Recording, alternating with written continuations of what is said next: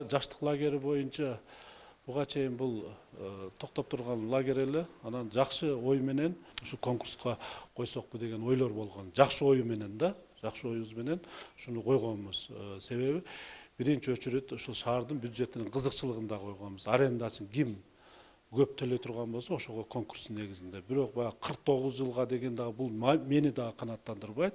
Биз 10-15 жылга ошол арендасы мөөнөтү бүткөн маалда ошол объект шаардын балансасына өтө тургандай кылып. Эң негизгиси биздин ушул аярлуу катмар элдердин балдарын эс алдырып окутуп бере турган максатта.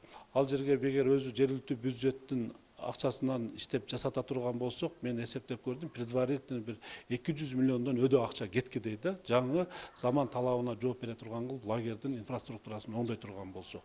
Бизде бүгүнкү күндө бир жылда ошону салып кое турган мүмкүнчүлүк жок жергиликтүү бюджеттин.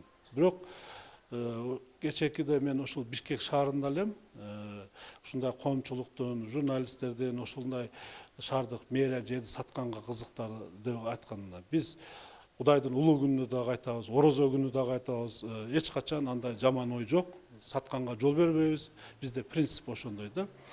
Бул өнүккөн мамлекеттерде, өнүккөн шаарларында практикасы да ошондой. Муниципалитеттер инвесторлорго жер менен кирет да, арендага акча түшүрүп, бирок өзүнүн койгон талаптары болот да. Уну 1 грамм да жер сатпаш керек. Ошол коомчулуктун сындан кийин мен 25-inde эле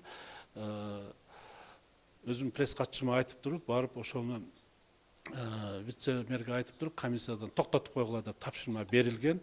Биз бирок жергиликтүү бюджеттин эсебинен да мүмкүнчүлүккө жараша акырындык менен ал жерде оңдосок болот. Бирок 1 жылда эмес, мына эртең мен айтып атам, жаштарды айтып, өзүбүз дагы 3 айлык жарыяланган. Эртең өзүбүз дагы барып ошол жерлерде ишембиликтерди өткөзүп, оңдоп, түздөп, сырдап, ушул мына жайкы эс алууда балдарды эс алдырганга аракет кылабыз.